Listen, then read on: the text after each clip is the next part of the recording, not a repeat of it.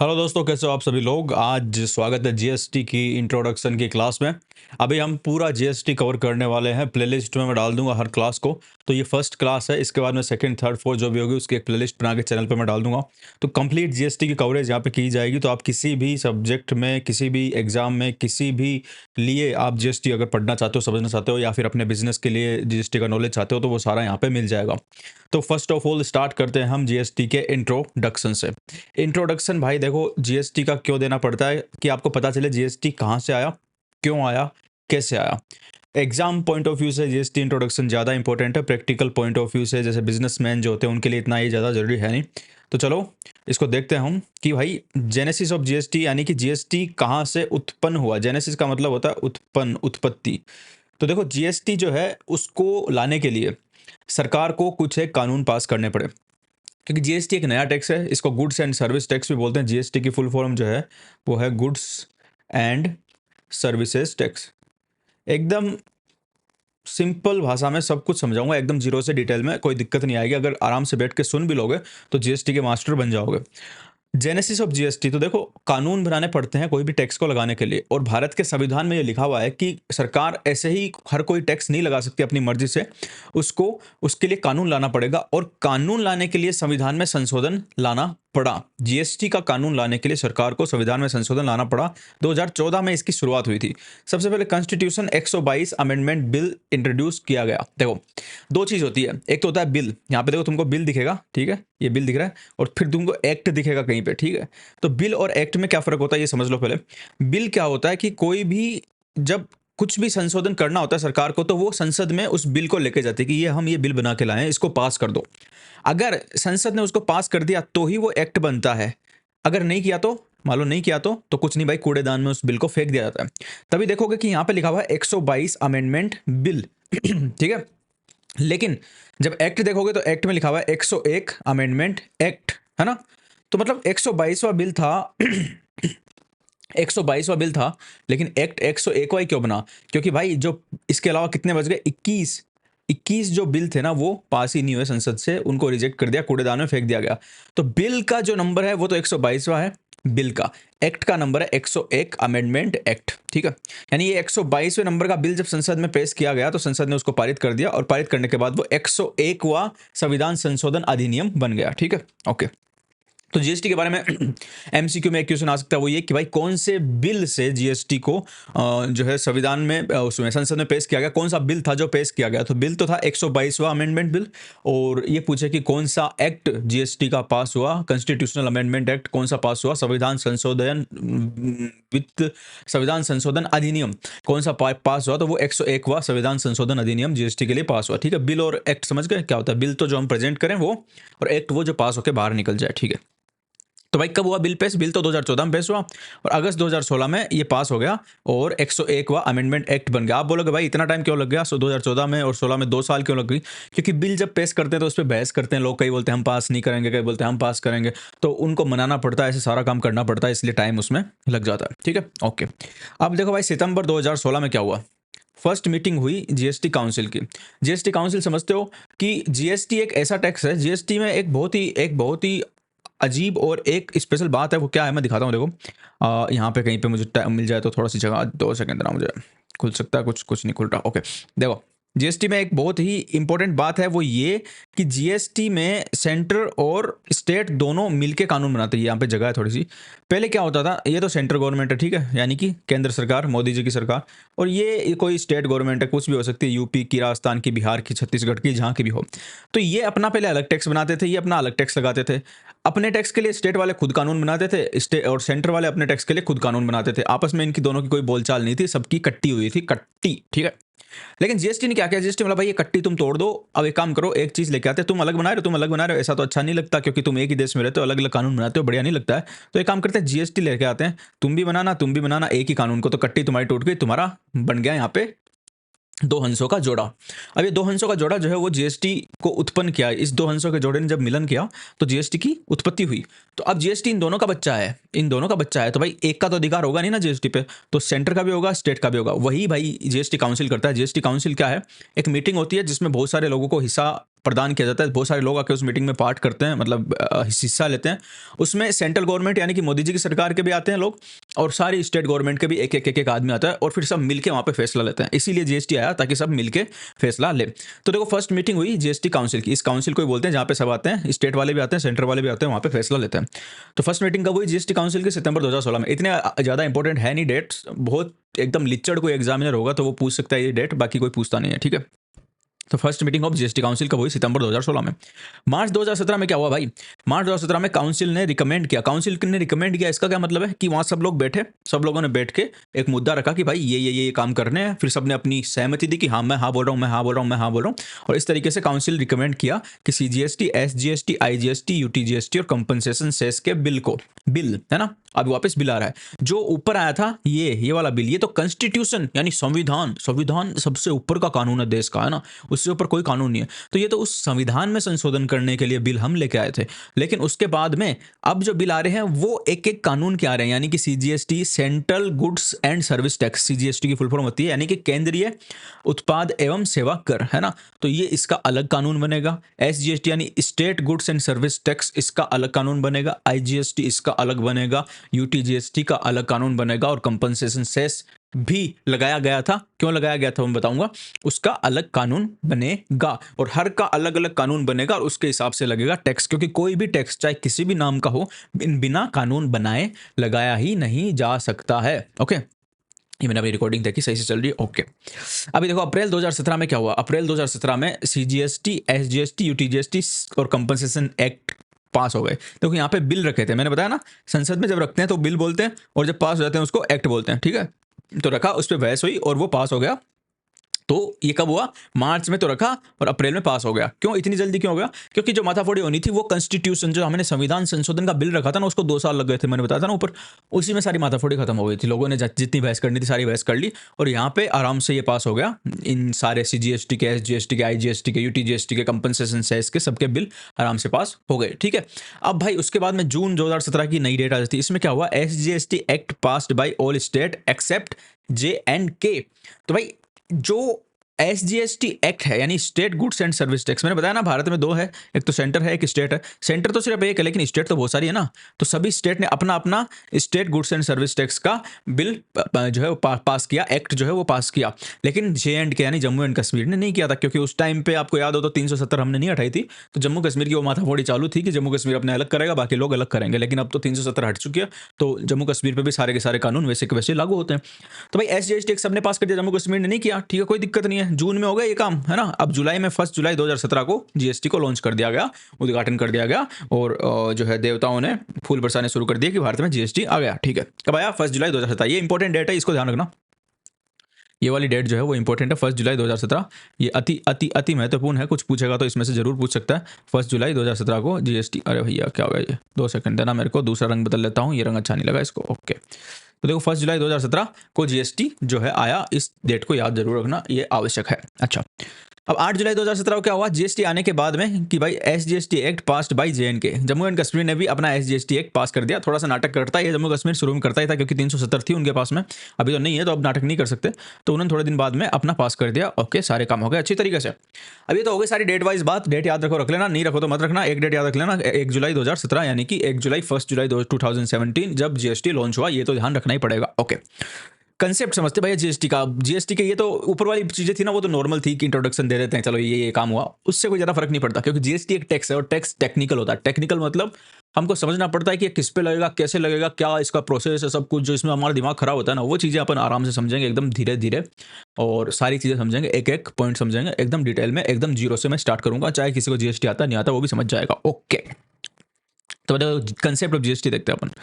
Concept of GST, GST जो है वो एक वैल्यू एडेड टैक्स है। वैल्यू एडेड टैक्स भाई ये क्या होता है? वैल्यू एडेड, इसको बोलते हैं मूल्य, हिंदी भी बताता हूं मैं, मूल्य संवर्धन कर। थोड़ा सा देख लेना कहीं गड़बड़ हो जाए तो, ठीक है। मूल्य संवर्धन कर, वैल्यू एडेड टैक्स, इसका मतलब ये है कि भाई देखो 10 रुपये का मैंने कोई माल अगर मैं भेजता हूँ और उस पर मान लो 20% जीएसटी लगता है, तो मेरे 2 रुपये इस पर जीएसटी लगेगा, और ये माल हो जाएगा मेरा कितने का टोटल, मतलब जितने कस्टमर मेरे को पैसे देगा वो देगा 12 रुपये। इस 12 रुपये में 10 रुपये तो मेरे हैं और 2 रुपये जीएसटी के हैं, ठीक है। ये मैं सरकार को दे दूंगा, ये मैं अपने पास रख लूंगा। ओके, लेकिन अब मैंने जिसको माल बेचा उसने ये 10 रुपए का खरीदा, ठीक है, 2 रुपए तो टैक्स के दिए, उसने इस 10 रुपए के माल को 20 रुपए का करके बेचा। तो भाई अब इसमें देखो कितना वैल्यू बढ़ा, वैल्यू कितना बढ़ा, 10 रुपए।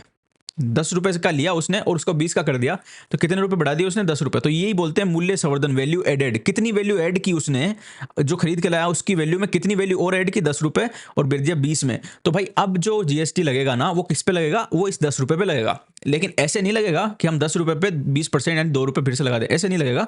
इसका सिस्टम थोड़ा अलग होता है, उसमें इनपुट टैक्स क्रेडिट भी आती है, वो चीज़ मैं आगे समझाऊंगा, अभी नहीं समझाऊंगा। लेकिन ये समझ लो कि जीएसटी का कंसेप्ट ये है कि वो जो वैल्यू ऐड होती है ना, यानी कि मैं मान लो सस्ते में खरीद के लाया, फिर मैंने महंगा में बेच दिया किसी और को, तो मैंने जितना महंगा उसको किया, मैंने उसमें जितनी वैल्यू ऐड की उस पर मुझे और टैक्स देना पड़ेगा। इसको बोलते हैं वैल्यू एडेड टैक्स का कंसेप्ट, ठीक है। कोई वैल्यू ऐड नहीं की, मान लो मैं 10 में लेके आया और मैंने 10 में बेच दिया, तो मुझे कोई टैक्स देना पड़ेगा? बिल्कुल नहीं, क्योंकि जीएसटी एक वैल्यू एडेड टैक्स है, यानी जब तक आप वैल्यू बढ़ाओगे नहीं, वैल्यू और ऐड नहीं करोगे उसमें, तब तक आपको टैक्स देने की कोई आवश्यकता नहीं है। ऐसा जीएसटी का कंसेप्ट अच्छा है, ओके। उसके बाद में continuous chain of tax credit. Tax credit मैंने अभी आपको बताया, टैक्स क्रेडिट का कंसेप्ट होता है जो हम आगे पढ़ेंगे एकदम डिटेल में, कोई टेंशन मत लेना। तो जीएसटी ने सबसे बढ़िया जो काम किया ना, आपको अगर याद रखना हो, जीएसटी के कोई फायदे पूछे तो फायदे पूछे, या कैरेक्टरिस्टिक्स पूछे, या फिर कंसेप्ट पूछे, तो भाई बोलना वैल्यू एडेड टैक्स है एक तो ये। दूसरा इसमें continuous chain of tax credit है, यानी कि पहले क्या होता था, पहले टैक्स की जो क्रेडिट लेना होता है ना हमको, हम मतलब एक टैक्स क्रेडिट में एक सिस्टम है, सिस्टम में थोड़ा सा अभी थोड़ा सा सिंपल सा मुझे समझाना पड़ेगा, छोटा सा, क्योंकि ऐसे जिसको टैक्स क्रेडिट के बारे में कुछ नहीं पता वो समझ नहीं पाएगा, क्योंकि आगे तो हम पढ़ेंगे, लेकिन अभी मैं थोड़ा सा बताता हूँ। टैक्स क्रेडिट का मतलब ये होता है कि भाई सिंपल बता रहा हूँ कि आप एक तो कोई चीज़ खरीद के आपकी दुकान है, तो दुकान है, ये शॉप है, ठीक है। अब इस शॉप में आप कुछ बेचोगे, बेचना चाहते हो, तो बेचने के लिए खरीद के लाना पड़ेगा ना, वो खरीद के लाओगे और फिर उसको बेच दोगे बाहर। ये कस्टमर को बेच दिया आपने, मतलब ये दुकान में आया और ये दुकान से बाहर चला गया। अब मान लो खरीद के लाते टाइम आपने 2 रुपये का टैक्स दिया, टैक्स की बात कर रहा हूँ मैं, ठीक है, और बेचते टाइम पे आपका 3 रुपये का टैक्स बना। तो अब क्या होगा, सरकार इस टैक्स क्रेडिट के सिस्टम में क्या सिस्टम चलता है कि आपको जो देना है सरकार को बेचने वाले पे टैक्स 3 रुपये, उसमें से आप जो खरीदते टाइम टैक्स देके आए थे उसकी छूट ले सकते हैं, यानी 3 - 2 = 1, यानी आपने इस 3 रुपये की अपनी टैक्स लायबिलिटी में से 2 रुपये का क्रेडिट ले लिया, तो इसीलिए बोलते हैं इसको इनपुट टैक्स क्रेडिट, और आपको नेट 1 रुपये का पेमेंट करना पड़ा, ठीक है। मतलब जो खरीदते टाइम पे हमने जो टैक्स दिया था, माल जब हम खरीद के लाए थे, जब वो टैक्स दिया था, उस टैक्स का उपयोग हम जब माल बेचते हैं उस पर जो टैक्स बनता है उस टैक्स को पेमेंट करने में कर सकते हैं। ये होता है टैक्स क्रेडिट। आगे इसको अपन ठीक से समझेंगे, एकदम बढ़िया तरीके से, एकदम बढ़िया रगड़ रगड़ के समझेंगे, लेकिन अभी तो इतनी मेरे को समझानी थी ताकि आपको पता चल जाए कि टैक्स क्रेडिट क्या चीज़ है, ओके। भाई तो ये हो गया कि वैल्यू एडेड टैक्स होता है, जीएसटी वैल्यू एडेड क्या होता है मैंने बता दिया, continuous chain of tax credit ये भी मैंने बता दिया। Burden borne by final consumer, GST का जो बर्डन होता है ना, बर्डन मतलब भार, यानी टैक्स किसी को भी अच्छा नहीं लगता दुनिया में, मुझे नहीं लगता, आपको नहीं था, किसी को नहीं लगता ना। अभी आपको पता है, आप जो भी फोन लेके आते हो, मोबाइल फोन लेके आते हो, ये कुछ लेते हो, आईपैड कुछ भी लाते हो, उनमें 20-20 हज़ार रुपए तक का टैक्स जुड़ा रहता है। यानी मान लो वो टैक्स नहीं होता तो आपको वो चीज़ 20 हज़ार रुपये सस्ती मिल जाती, लेकिन वो 20-20 हज़ार रुपये जो उसमें जुड़े हुए रहते हैं, उसका भार यानी उसका वजन कौन सहन करता है? Final consumer. अभी एक बात बताओ, आईपैड जो है, आपने मान लो आईपैड खरीद के लाया या एप्पल का फोन खरीद के लाया, तो उस पे लास्ट में टैक्स देके उस किसकी जेब में रखा जाएगा? वो फोन आपकी जेब में, और वो टैक्स भरेगा कौन? आप ही भरोगे ना, जितने पैसे देके आओगे उसमें टैक्स जुड़ा हुआ रहेगा। एप्पल कंपनी थोड़ी देगी, एप्पल कंपनी तो आपसे ले लेगी और सरकार को दे देगी। वजन किस पे पड़ा? किसने भार सहन किया टैक्स का? आपने। आप कौन हो? Final consumer. तो टैक्स का बर्डन, जीएसटी का बर्डन हमेशा फाइनल कंज्यूमर ही भुगतता है, बीच में जो भी सप्लायर है या फिर सेलर है वो नहीं भुगतता, ठीक है, ओके। और तीसरी चीज, no cascading of taxes. Cascading भाई उसको बोलते हैं कि जब टैक्स पे टैक्स लग जाता है ना गलती से, यानी किसी किसी माल के मूल्य में, किसी गुड्स के प्राइस में टैक्स ऑलरेडी जुड़ा हुआ है और उस टैक्स की प्राइस पे भी टैक्स लगा दिया, तो उसको कैस्केडिंग बोलते हैं। यानी टैक्स पे टैक्स की बिल्डिंग खड़ी कर दी भाई, है ना, तो कैस्केडिंग कर दिया। कैस्केडिंग अच्छी नहीं मानी जाती, बहुत बुरी मानी जाती है किसी भी इकोनॉमी के लिए, क्योंकि ये गुड्स एंड सर्विसेज के प्राइस को बहुत ज़्यादा बढ़ा देती है, उनको बहुत ज़्यादा महंगा कर देती है और जनता की पहुंच से बाहर उनको कर देती है। तो ये जीएसटी आने से पहले कैस्केडिंग बहुत ज़्यादा था। कैस्केडिंग क्या होता है वो मैं समझाऊंगा, अभी इतना ही जरूरी है कि आप ये समझ लो, टैक्स पे टैक्स लगता है उसको कैस्केडिंग बोलते हैं, और वो बुरा होता है और वो वस्तुओं की, सेवाओं के मूल्यों को बढ़ा देता है। और जीएसटी आने के बाद में कैस्केडिंग हट चुका है, मतलब थोड़ा बहुत है, बहुत माइनर है, जो कि आप ऐसे मान सकते हो नहीं है ना, लगभग खत्म हो गया है। तो नो कैस्केडिंग ऑफ टैक्सेस, यानी इसको बोलते हैं, कैस्केडिंग का मुझे हिंदी नहीं आ रहा, देखो इसको बोलते हैं, मुझे नहीं पता, लेकिन कैस्केडिंग का आप करके देख लेना, तो वो यहाँ पे नहीं होता है। कैस्केडिंग इफेक्ट एकदम खत्म हो गया जीएसटी की वजह से। तो ये थी जीएसटी के कंसेप्ट, ठीक है। अभी डेफिशिएंसी, यानी कि डेफिशिएंसी का मतलब क्या होता है भाई? डेफिशिएंसी का मतलब होता है बैड थिंग्स, यानी what is bad about GST. GST के बारे में क्या चीज़ है जो कि बुरी है? तो बुरी है जीएसटी के बारे में नहीं, sorry. Deficiency of earlier tax system, यानी भाई पिछला जो टैक्स सिस्टम था ना, जीएसटी आने से पहले जो सिस्टम था, उसमें ऐसी क्या बुराई थी, ऐसी क्या उसमें बुरी बात थी कि हमको जीएसटी लाना पड़ा। अगर हम जीएसटी लेके आए हैं तो पक्की बात है कि पहले वाले सिस्टम में कुछ ना कुछ तो बुरा होगा ही। अगर वो एकदम बढ़िया चल रहा था तो हम दोबारा जीएसटी क्यों लाते, इतनी माथाफड़ी क्यों करते, कुछ तो बुराई उसमें होगी ना। तभी तो हम उस बुराई को दूर करने के लिए जीएसटी लेके आए। तो उन्हीं बुराइयों को हम समझेंगे कि भाई जीएसटी के आने का कारण क्या है। तो पहला पहला कारण तो डबल टैक्सेशन। डबल टैक्सेशन को कैस्केडिंग, मैंने अभी जो बताया ना आपको, कैस्केडिंग वो ही है डबल टैक्सेशन। यानी एक बार टैक्स लग गया और उसी पर दोबारा टैक्स लग गया। मतलब मुझे एक बार लूट लिया और लूटने के बाद मान लो मैं क्या हुआ, देखो आपको एक कैस्केडिंग को ऐसे समझाता हूँ, समझने के लिए है, एग्जाम में मत लिखना कहीं भी। कि मैं जा रहा था कहीं से, लुटेरे आए, मुझे लूट लिया, लूट लिया, ठीक। लूट के अपने खुश हो गए, चले गए वो। फिर थोड़ी दूर में 10-15 किलोमीटर और चला, और लुटेरे आए, मुझे और लूट लिया। अरे भाई मैं तो पहले ही लूट चुका था, लूटे हुए को और लूट रहे हो तुम, भाई क्या कर रहे हो, ये अच्छी बात थोड़ी है, बिल्कुल नहीं है ना। तो वही होती है कैस्केडिंग, डबल टैक्सेशन। यानी टैक्स पे टैक्स लग जाता था पहले, जीएसटी आने के बाद वो बंद हो गया। कैसे हो गया वो मैं बताऊंगा आगे, यहाँ पे नहीं, लेकिन ये समझो एक बार, ये चीज ध्यान में रखना कि जीएसटी आने से कैस्केडिंग यानी डबल टैक्सेशन खत्म हुआ है, जो कि एक बुरी बात थी। ओके, डबल टैक्सेशन बुरी बात थी जो खत्म कर दी जीएसटी ने, जीएसटी ने अच्छा कर दिया, ठीक है। No seamless flow of credit, अभी अपन ने देखा था, देखो जीएसटी के जो कंसेप्ट देखा था उसमें देखा था हमने कि continuous chain of input tax credit, यानी जीएसटी ने तो आने के बाद में इनपुट टैक्स क्रेडिट को एकदम कंटिन्यूअस, एकदम बढ़िया बना दिया कि आराम से लोगों को क्रेडिट मिल जाती है। लेकिन पहले वाले टैक्स में क्या था कि भाई जो इनपुट टैक्स क्रेडिट है ना, जो मैंने बताया था आपको कि मैंने जो खरीदते टाइम टैक्स दिया और फिर बेचते टाइम मेरा जो टैक्स बना, तो खरीदते वाले टाइम के टैक्स को मैं काम में लेके बेचते टाइम वाले टैक्स को पेमेंट कर सकता हूँ, ये इनपुट टैक्स क्रेडिट, यानी मेरे को डिस्काउंट मिल जाएगा उतना।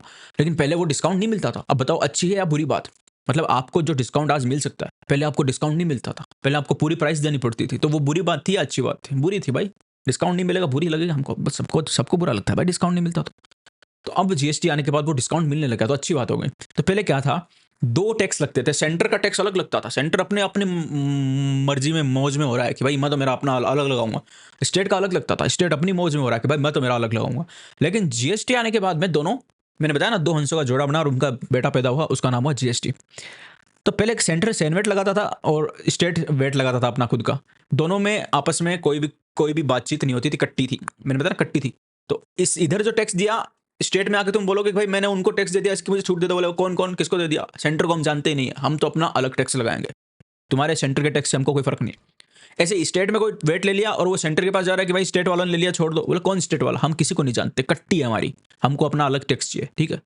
तो वो टैक्स पे भी टैक्स लगा देते थे। और स्टेट वेट का एक्साइज ड्यूटी होती थी। पुराने लोगों को पता है एक्साइज ड्यूटी क्या होती थी। जब भी किसी गुड्स का प्रोडक्शन करते थे ना, यानी हम कोई भी माल बनाते थे फैक्ट्री में, जैसे मान लो सीमेंट बन रही है, बिस्किट बन रहे हैं, है ना, और कुछ भी बन रहा है, उस पर एक्साइज ड्यूटी लगाई जाती थी। एक्साइज ड्यूटी बोलते थे उसको। वो किसी भी प्रोडक्ट को बनाने पे लगती थी, फैक्ट्री पे लगा देते थे, है ना, कि भाई तुम जितना प्रोडक्ट बनाओगे हमको तुम दोगे, वो देनी पड़ती थी। तो भाई वेट का एक्साइज ड्यूटी की भी कट्टी थी, वो भी आपस में एक दूसरे को डिस्काउंट नहीं देते थे। तो भाई बड़ी समस्या थी, किसके लिए? फाइनल कंज्यूमर के लिए, क्योंकि फाइनल कंज्यूमर के लिए ही तो भार बढ़ जाता था, उसी को तो ज़्यादा पैसे देने पड़ते थे। जब उस टैक्स ज़्यादा लगेगा तो फाइनल कंज्यूमर को ज़्यादा पैसे देने पड़ेंगे। तो डबल टैक्सेशन वाली भी प्रॉब्लम थी। रिकॉर्डिंग में एक बार चेक कर लेता हूँ।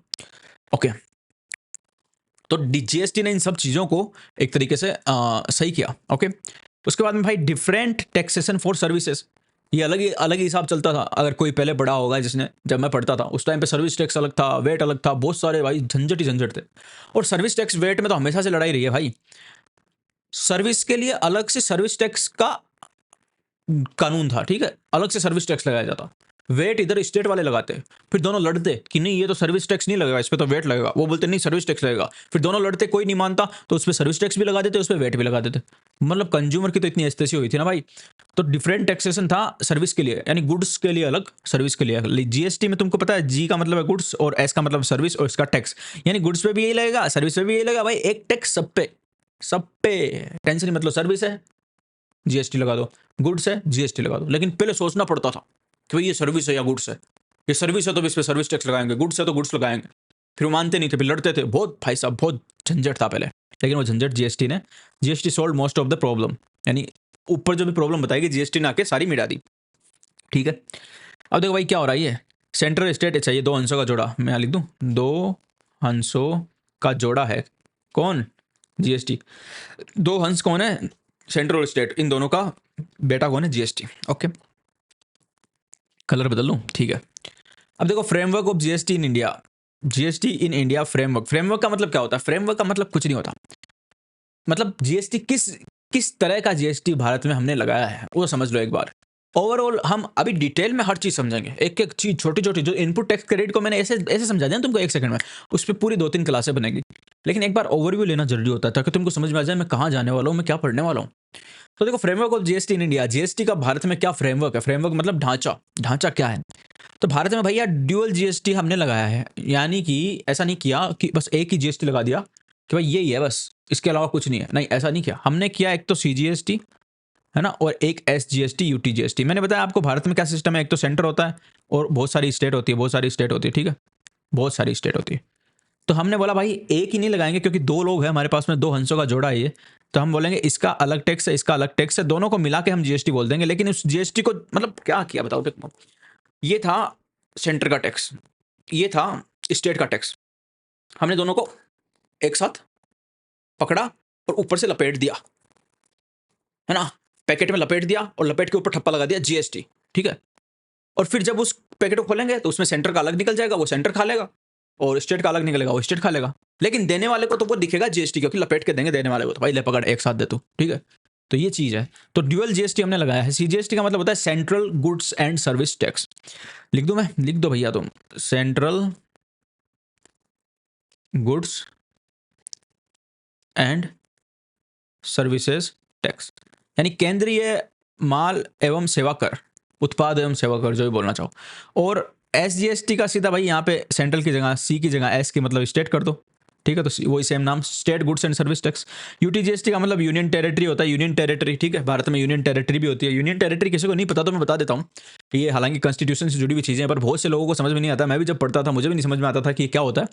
तो अगर किसी चीज़ के बारे में पता चल जाए तो वो दिमाग इतना खराब नहीं होता। तो देखो यूनियन टेरिटरी का मतलब होता है कि कई ऐसे भारत के हिस्से हैं जो ना ही तो किसी स्टेट में आते हैं, उन पे सीधी सेंट्रल गवर्नमेंट कंट्रोल रखती है, यानी जो केंद्र सरकार, मोदी जी वाली सरकार है, वो उस पर कंट्रोल रखती है, तो उसको हम यूनियन टेरिटरी बोलते हैं। वो बहुत कम हिस्से हैं, वो अंग्रेजों के टाइम से चले आ रहे हैं, उनका अलग लफड़ा था, तो उस चक्कर में उनको यूनियन टेरिटरी रखा। वो लफड़ा क्या था हमको वो जानने की जरूरत नहीं है, लेकिन कुछ एक हिस्से हैं जो कि यूनियन टेरिटरी, जैसे दादर नागर हवेली हो गया और जो चंडीगढ़ हो गया वो है, ठीक है? और दिल्ली हो गया, दिल्ली भी एक यूटी है, यूनियन टेरिटरी विद लेजिस्लेचर। तो वो हम को उसके लफड़े में नहीं जाना कि यूनियन टेरिटरी क्यों बना, बस बन गया और कौन कौन सी यूनियन टेरिटरी है नॉर्मली आपको मैंने वो बता दिया, ठीक है? ओके, ठीक है। अब देखो ये तो थे भैया कि एसजीएसटी, यूटीजीएसटी था और सीजीएसटी था, ठीक है? ये ड्यूअल मॉडल था। लेकिन दोनों को जब मिलाया तो दोनों को मिलाने से एक और चीज उत्पन्न हुई, उसका नाम है आईजीएसटी। तो आईजीएसटी भाई कुछ है नहीं। आईजीएसटी जो होता है ना, इसको बोलते हैं integrated goods and service tax, एकीकृत माल एवं उत्पाद एवं सेवा कर। आईजीएसटी का मतलब ये है कि जब भी कोई माल, देखो आईजीएसटी कहाँ लगता है मैं भी बताता हूँ तुमको, और एसजीएसटी यूटीजीएसटी कहाँ लगता है, नीचे मैंने उसका डायग्राम बनाया हुआ है, मैं समझाता हूँ ठीक से। चलो देखो, जब ये मान लो कोई स्टेट है, ये पूरी जो बाउंड्री तुमको दिख रही है ना, ये बाउंड्री, ये बाउंड्री, ये बाउंड्री, ये स्टेट की बाउंड्री, ठीक है? ये वाली बाउंड्री की जो बात कर रहा हूँ मैं, ये वाली जो बाउंड्री है, ये स्टेट की बाउंड्री। जैसे राजस्थान है ये, ठीक है? अब ये राजस्थान स्टेट है, तो कोई माल अगर बिका, राजस्थान में ही था दुकानदार और खरीदा वो भी राजस्थान में था, यानी राजस्थान में बिका, राजस्थान के बाहर नहीं गया, तो यहाँ पे कौन कौन से टैक्स लगेंगे? यहाँ पे लगेंगे एसजीएसटी और सीजीएसटी, यानी स्टेट का टैक्स लगेगा और सेंट्रल का टैक्स लगेगा, ठीक है?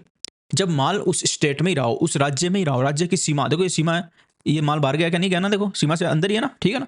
तो इसको बोलते हैं intra state transaction. Intra state यानी अंतरराज्यीय बोलते शायद इसको, इंट्रा स्टेट, इंटर स्टेट, अंतरराज्यीय। हिंदी मुझे इसकी, देखो हिंदी में अभी कंफर्म नहीं हूँ तो हिंदी में बाद में बता दूंगा, लेकिन इसको बोलते हैं intra state transaction, intra state, ठीक है? यानी वो माल बेचने वाला भी उसी राज्य में है और खरीदने वाला भी। जैसे मान लो राजस्थान में जयपुर के किसी दुकानदार ने जोधपुर के किसी दुकानदार को कोई माल बेचा, या जयपुर के किसी दुकानदार ने जोधपुर के किसी खरीदार को कोई माल बेचा, तो वो कौन सा होगा? वो होगा इंट्रा स्टेट, क्योंकि जयपुर भी राजस्थान में, जोधपुर भी राजस्थान में, ठीक है? लेकिन दूसरा इंटर स्टेट, इंट्रा स्टेट का मतलब तो होता है कि भाई उसी स्टेट में रहे, जिस स्टेट में ट्रांजेक्शन हुआ, सारा ट्रांजेक्शन उसी में, बाहर नहीं गया। लेकिन इंटर स्टेट ट्रांजेक्शन का मतलब क्या होता है? यानी दो स्टेट के बीच में ट्रांजेक्शन हो। जैसे मान लो जयपुर के किसी दुकानदार ने, जयपुर जो कि राजस्थान में है, भिवानी के किसी दुकानदार, भिवानी के किसी कस्टमर को माल बेचा, भिवानी हरियाणा में। तो भाई जयपुर से अगर हरियाणा माल जाएगा तो मेरे को ये बताओ क्या क्रॉस करेगा? नहीं, बॉर्डर राजस्थान की बॉर्डर से बाहर गया, हरियाणा में चला गया, तो ये इंटर स्टेट ट्रांजेक्शन हो गया, इंटर स्टेट, ठीक है? और जब भी इंटर स्टेट ट्रांजेक्शन होगा ना, इंटर स्टेट, उसमें आईजीएसटी लगेगा, आईजीएसटी। यानी देखो स्टेट के अंदर अंदर ट्रांजेक्शन हो जाए, यानी कोई भी स्टेट, चाहे वो राजस्थान हो चाहे हरियाणा हो, कुछ भी, मैं राजस्थान की स्पेसिफिक नहीं बता रहा हूँ।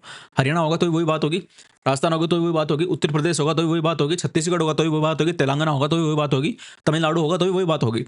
यानी अगर उस स्टेट के अंदर अंदर ही ट्रांजैक्शन हुआ है, ट्रांजैक्शन उस यानी खरीदने वाला और बेचने वाला, ट्रांजैक्शन का मतलब क्या होता है कि माल को खरीदने वाला और माल को बेचने वाला दोनों उसी स्टेट के हैं और माल स्टेट से बाहर नहीं गया है, तो फिर वही उसको बोलेंगे इंट्रा स्टेट ट्रांजैक्शन। और इंट्रा स्टेट ट्रांजैक्शन पे हमेशा ये लगते हैं, एक तो एसजीएसटी लगता है और एक सीजीएसटी लगता है, ठीक है। लेकिन जैसे ही कोई माल, जैसे ही कोई ट्रांजैक्शन, जैसे ही कोई माल किसी स्टेट की सीमा से बाहर जाता है, यानी या तो खरीदने वाला या बेचने वाला स्टेट से बाहर का है, तो फिर क्या होगा, उसको बोलेंगे हम इंटर स्टेट ट्रांजैक्शन। और इंटर स्टेट ट्रांजैक्शन पे आईजीएसटी लगता है। आईजीएसटी कुछ नहीं होता, आईजीएसटी तुम सोचो कोई अलग टाइप का टैक्स है, तो कुछ नहीं होता।